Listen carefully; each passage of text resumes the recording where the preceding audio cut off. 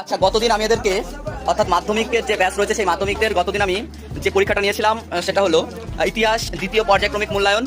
সেই মূল্যায়নটা পরীক্ষা নেওয়া হয়েছিল গতদিন।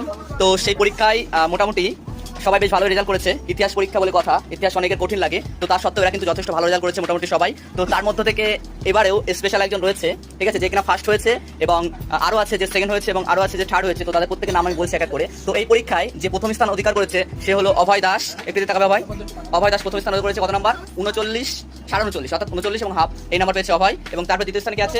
দ্বিতীয় স্থান দীপ রয়েছে 38, তাই। এবং তৃতীয় স্থানে রয়েছে অমৃতা 37.37, ঠিক আছে। তো আজকে এই যে ওদের জন্য মানে যে ফার্স্ট হয়েছে তার জন্য একটা আইসক্রিম রয়েছে, দেখতে পাচ্ছ তোমরা, আমুল কোম্পানির একটা আইসক্রিম রয়েছে।